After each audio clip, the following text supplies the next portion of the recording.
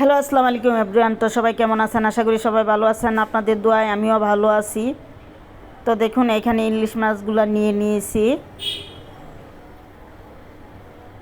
আর এদিক দিয়ে ইলিশ মাছগুলো আমি লবণ হলুদ দিয়ে মেখে নিয়েছি। এদিকে কাঁচকলাগুলো আমি লবণ হলুদ দিয়ে মেখে রেখেছি যাতে কাঁচকলাগুলো কালো না হয়ে যায়। তো একটা ফ্রাই প্যান বসিয়ে দিয়েছি, এটা গরম হওয়ার জন্য দিয়ে দিয়েছি। গরম হয়ে গেছে, তো তেল দিয়ে দিলাম।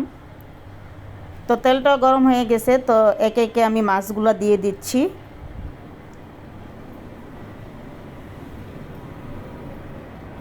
তো আমার ভিডিও যদি আপনাদের কাছে ভালো লাগে অবশ্যই লাইক কমেন্ট শেয়ার সাবস্ক্রাইব করে দিবেন।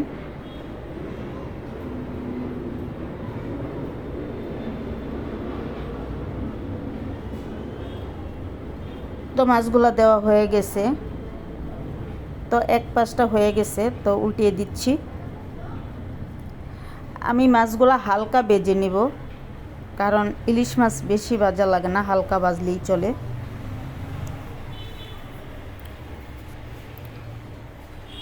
তো প্রত্যেকটা মাছ উল্টিয়ে দিচ্ছি।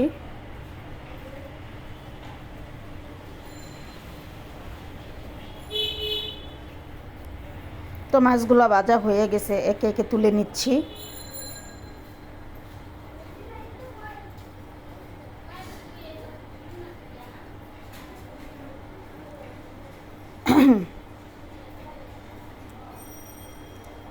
আসলে আমি এক হাতে রান্না করি আর এক হাতে মোবাইল ধরি। ভিডিও করতে আমার খুবই কষ্ট হয়, তারপরেও করি, যে আস্তে আস্তে ইনশাল্লাহ করতে করতে আমি শিখে যাব। কারণ এখনও কোনো কিছু কিনি নাই, কারণ আমি মোবাইল দিয়েই করতেছি। নতুন অবস্থায় ট্রাই করতেছি, পরবর্তীতে ইনশাল্লাহ কিনব। আপনারা সবাই আমার জন্য দোয়া করবেন, আমি যেন আপনাদের সামনে ভালো ভালো রান্নার রেসিপি দেখাইতে পারি। আর যদি ভুল প্রান্তে হয় তাহলে ক্ষমার দৃষ্টিতে দেখবেন। তো এই তেলেই আবার আমি কাঁচকলাগুলা ভেজে নিচ্ছি। তো একে একে কাঁচকলাগুলা সব দিয়ে দিচ্ছি।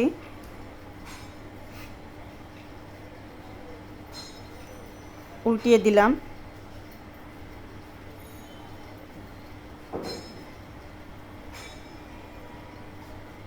তুলে নিচ্ছি।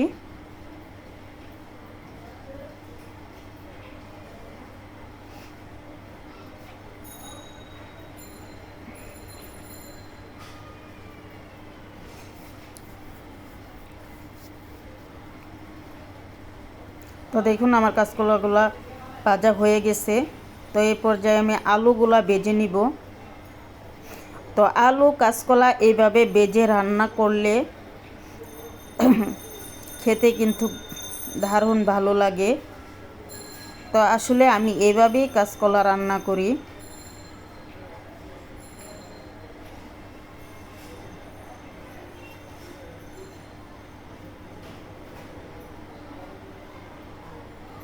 তো আলুগুলো আমি তুলে নিচ্ছি।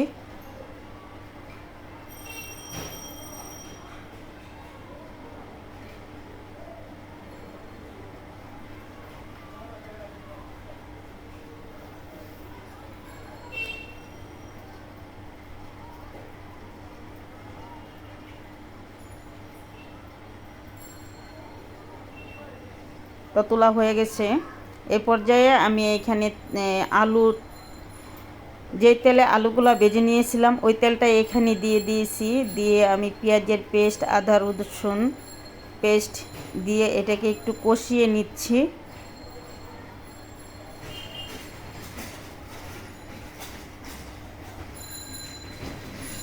তো দেখুন, আমার তেলটা উপরে বেশি উঠেছে। এ পর্যায়ে আমি পরিমাণ মতো লবণ দিয়ে দিলাম। লবণ একটু কমই দিয়েছি, পরবর্তীতে আমি দেখে দিব, কারণ আমি কাঁচকলাতে লবণ দিয়ে মেখে রেখেছিলাম, এর জন্য। তো দিয়ে দিলাম হলুদে গুঁড়া পরিমাণ মতো।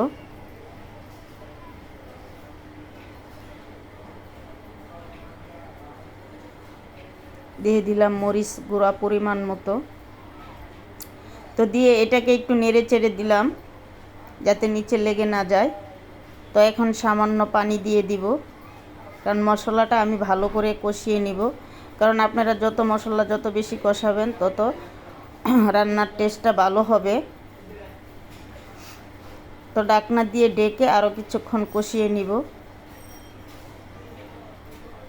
তো দেখুন আমার তেলটা উপরে বেশি উঠেছে। তো এই পর্যায়ে আমি একটু নেড়ে চেড়ে দিব, নেড়ে চেড়ে। তো দেখুন আমার মশলাটা প্রায় কষানো হয়ে গেছে। তো এই পর্যায়ে আমি ভেজে রাখা আলুগুলা দিয়ে দিব, দিয়ে এটাকে একটু নেড়ে চেড়ে দিব যাতে নিচে লেগে না যায়।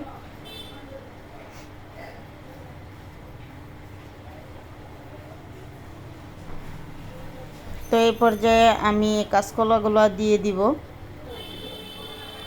কাঁচকলাগুলো দিয়ে দিলাম। তো একটু নেড়ে চেড়ে দিচ্ছি যাতে নিচে লেগে না যায়। তো দেখুন এখন কিন্তু তেল তেমন বোঝা যাচ্ছে না, যখন রান্নার পরে দেখবেন যে তেল উপরে বেশি উঠেছে। মশলাগুলো আসলে আমি তেল কম দিয়ে ইউজ আমি করি, এটাকে একটু কষিয়ে নিচ্ছি। কারণ তেল কম খাওয়াই ভালো। তো দেখুন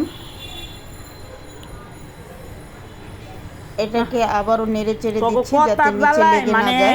তগো জ্বালায় মানুষ কোনো কিছু কর। তো আমার কাঁচকলা আলুগুলা কষানো প্রায় হয়ে গেছে, কারণ এগুলো আমি ভেজে নিয়েছিলাম, আর কষানো লাগবে না। তো এই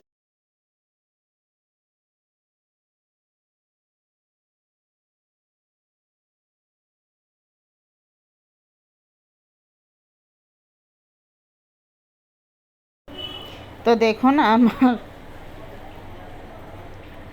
ঢাকনা দিয়ে ডেকে দিচ্ছি। তো দেখুন মাশাআল্লাহ আমার তরকারিটা হয়ে গেছে। তো আমি অন ক্যামেরায় মাছগুলো দিয়ে দিয়েছিলাম, দেখাইতে পারি নাই, এর জন্য দুঃখিত। কারণ আগেই বলেছি আমি এক হাতে মোবাইল আর এক হাতে রান্না করি, এর জন্য আমার একটু অসুবিধা হয়ে যায়। তো কেউ কিছু মনে করবেন না। তো দেখুন আমার তরকারিটা হয়ে গেছে। তো ভিডিওটা এখানেই শেষ করলাম। তো সবাই ভালো থাকবেন, আমার জন্য দোয়া করবেন, আমি যেন ভালো ভালো রান্নার রেসিপি নিয়ে আসতে পারি। আর আমার ভিডিও যদি ভালো লাগে অবশ্যই লাইক কমেন্ট শেয়ার করে দিবেন, আমাকে ফলো দিয়ে পাশে থাকবেন, আমার জন্য দোয়া করবেন, আমি যেন ভালো কাজ করতে পারি, ভালো কিছু নিয়ে আসতে পারি। আমাকে শেখার সুযোগ করে দিবেন, ভুল প্রান্তি হলে ক্ষমা দৃষ্টিতে দেখবেন। খুদা হাফেজ।